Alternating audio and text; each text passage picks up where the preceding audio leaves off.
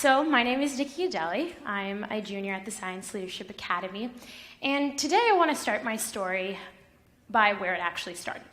It started in the 80s in Iran. And it was during the Iran versus Iraq war where my parents were pursuing their college education. And during the time of the war, they couldn't pursue it because either the university that they were going to wasn't up to par, or the university they were going to was closed. So they took it upon themselves that they had to immigrate from Iran. And the reason why they immigrated to America was because they knew that when they had started a family, this would be an opportunity for their kids to have a quality public education that would prepare them for their career down the line. So they picked America. And out of all 50 states, and out of all 19,355 cities, they picked a small town in Mississippi. And that town was Starkville, home to the Mississippi State University Bulldogs. And once a bulldog, always a bulldog. And I must urge how small Starkville really was. There wasn't really a mall. I mean, the mall that I considered was a Walmart supercenter.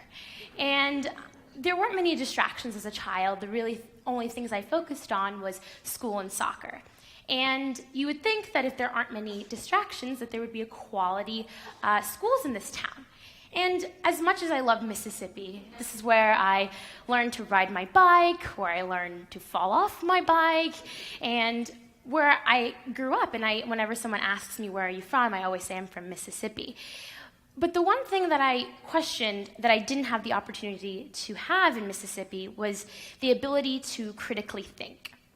And I know that there was classes like mentally gifted classes, except all of my peers didn't have the opportunity to be in that class with me because you had to go through a test that said you were mentally gifted, so you were in this exclusive class. And even in this class, we were taught to critically think through snafus puzzles and 24 math games. And as fun as those were, and the incentive to do well was you got a Hershey Kiss or a Jolly Rancher at the end.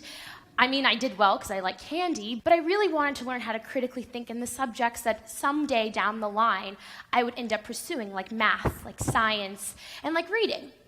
And the first encounter that I came across this was in the 6th grade.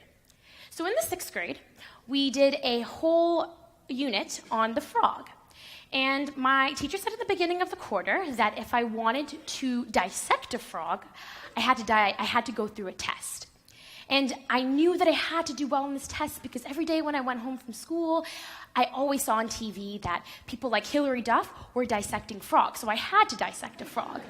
And I asked my teacher what the skills were to do well on this test, and she got down on my level and she told me, and she grinned really big and said, you need to memorize vocabulary words, and you need to memorize the parts of the frog.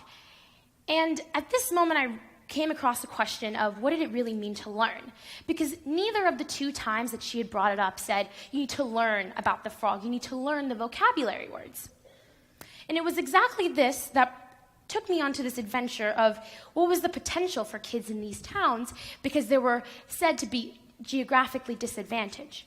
Even though you were geographically disadvantaged, did it really mean that you had to stop the potential to go on and be competitive on a national level if you were geographically disadvantaged? And it didn't make sense to me. And so I went out to seek out this question, and I came across the concept of competition. And this concept of competition was on a national level.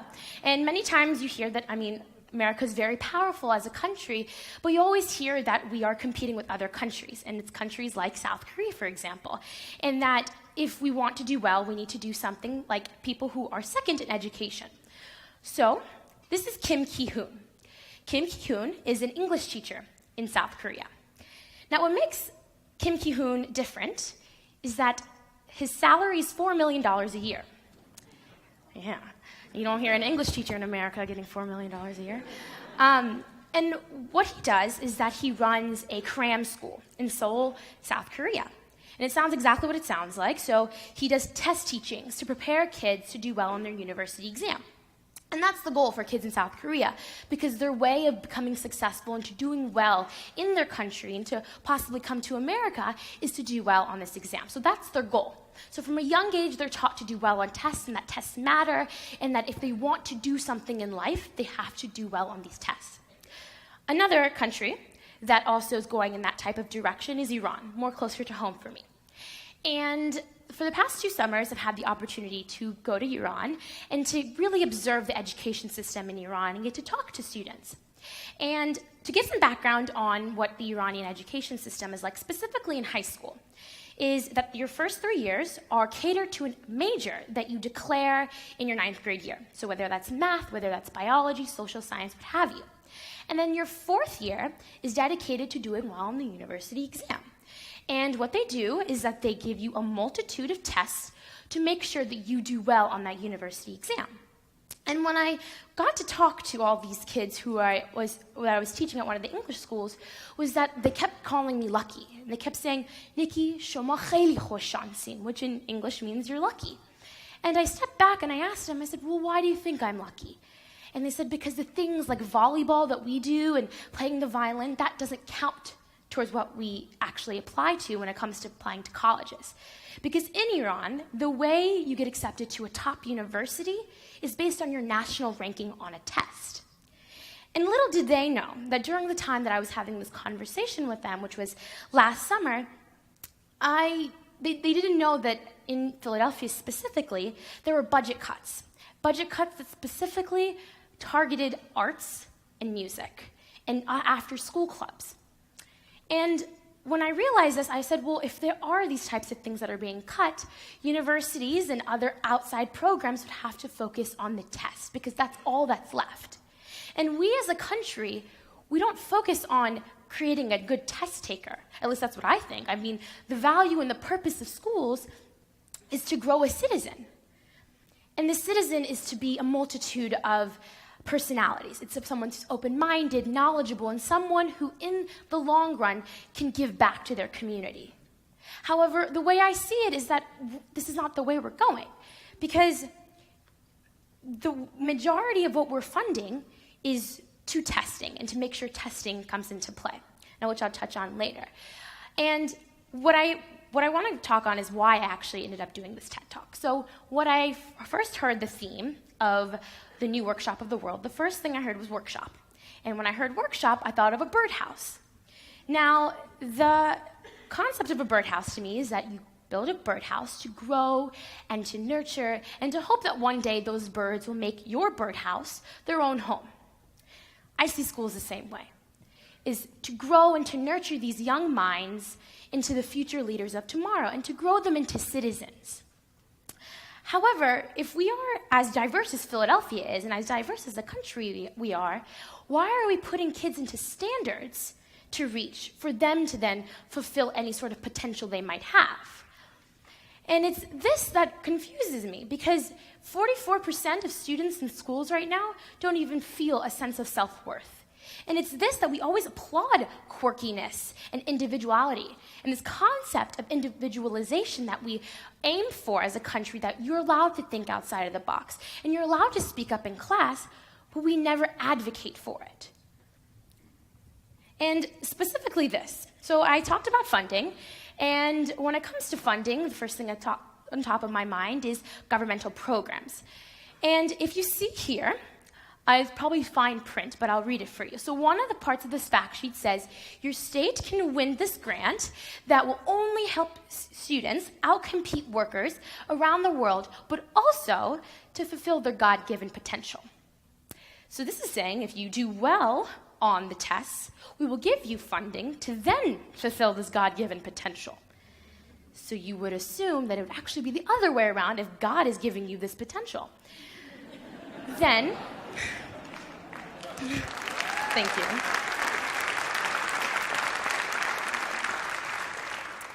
And then later on, you see that reforms, actually, on the bottom of it says, well, this actually helps you compete on a global level. It will help you outcompete any worker in this entire world. And then again, this goes back to the concept of what is our goal in the first place? Are we trying to outcompete any worker in the world? And is this the way to do it? Is it to do it in a way that we suit ourselves to a system that doesn't even have the same goal as we're aiming for? And I like this quote by Benjamin Franklin. It's, by failing to prepare, you're preparing to fail. Now, I know that the intent of these programs is we're preparing you to do well in this world. But putting a Scantron sheet in front of me and putting a pencil in front of me and saying that if this test defines who you are, that's only preparing me to do well on tests in the long run. Multiple times we hear policymakers and politicians say, we want our students to do well so they can take over our spots one day and to come up with policies to improve our society and the global economy. However, not even once are students in class, in boardrooms, making decisions about their own education. So what makes you think that now, if we're not making our own policies and actually even giving our voice to create these own policies that affect us personally, that it will happen in the long run? And it is that thing that bothers me. And it is certain things that paralyze students' minds and these creative and innovative minds that come from all over that paralyzes us and that defines us. And that thing is testing. And I don't want to say that tests are bad, because I'm not actually saying tests are bad. I'm saying the concept of what tests have become is bad. It's magnified and it's become a curriculum that our aim is to do well on testing. However, the first reason why we implemented tests is for our students to do well in the world. And I list all these negative effects. However, these types of things that tests have become actually helped me get to Philadelphia. So what happened was that in 2009, I came to visit my sister for Christmas break. And during Christmas break, my sister and I are pretty evil, I would say, because we tricked my mother to move me to Philadelphia. And my mom was like, okay, fine, it's important because when Nikki was young, her sister went off to college, so they need to grow some sister bond. We'll stay for a semester. No. So what my sister and I ended up doing is we found my mother a job, and the stay became permanent. And so time went by, and it came to the time of high school. So when I got the list of high schools that I was accepted to, the one that stood out to me was SLA, Science Leadership Academy. And what intrigued me about this school was that it, one, not only made me responsible for my own learning, but it also gave me choices. And what intrigued my mom about this school was that this was the reason why she had came to America in the first place. Is that they didn't abide by this system that the country was going in, but it created its own path, and that students would be able to form different types of learning skills and self-development to move in the direction of where they wanted their career to go. And if it's anything that SLA has really given to me, it's two things in particular. It's time and belief. And specifically, I want to talk about a program that's in SLA. So SLA has this time allocated during the week for their students in the 10th and 11th grade to go anywhere in the city they'd like and to interact with their community. And what you do is you form some sort of internship or some sort of volunteer work. I personally formed a partnership with Penn Medicine. And with Penn Medicine, what I do is right now I'm developing a software that will ease the outpatient process in hospitals to make it a more faster and easier process for this outpatients to get home easier and to be back with their families. And I'm not the only one making dramatic changes in their community. So then there's Nomi. Nomi's a peer of mine, a close friend of mine as well, and Nomi works with the Media Mobilizing Project. She's a student columnist, and specifically her column is part of a movement that's pushing for equitable public schools. And then there's Win. Win is part of the public workshop. And as a part of this team, he goes out to different parts of the city and creates these new and awesome different playgrounds, types like benches, and it's these types of things that got him out into his community and other students as well to really interact with their community. And I know that as an SLA student, as a teenager in Philadelphia, I come from a very diverse city. And I know I'm not the only one that wants to make this type of change as a teenager. And I know that teenagers want to find their mark. I'm sure many of you know how hard your teenage years were, because they were, and I know because I'm a teenager. And the one thing we want to know, as one of the things we want to know, is that we're making some sort of change, and that we're making our mark into this world, and we want to be prepared to make our mark in this world. And if you realize what Nomi and I and Win have all done, we've done all these magnificent projects in our community, and none of it involved a number 2 pencil or a Scantron sheet. All it took was a little bit of belief and a little bit of time. And that's two of the biggest things that I have gotten from SLA that I truly appreciate. And I know that I want to make this a bigger thing. So as a Philadelphia Youth Commissioner, I'm moving in a direction where I'm creating a resolution that will help mandate these types of internships and an opportunity for high schools across the city to have the opportunity to go into places like city banks and hospitals and cupcake shops and what have you, something that will prepare them for the real world. Because on my own, I can't change a whole curriculum. So what I'm going to do is I'm going to work with my resources, and I'm going to help create this real world application. And I want other peers across the city to have the same opportunity as I have at SLA. And it's that to apply what you learn in school to the outside world, because that is what grows a citizen. And that is what's going to prepare us to be the future leaders of tomorrow.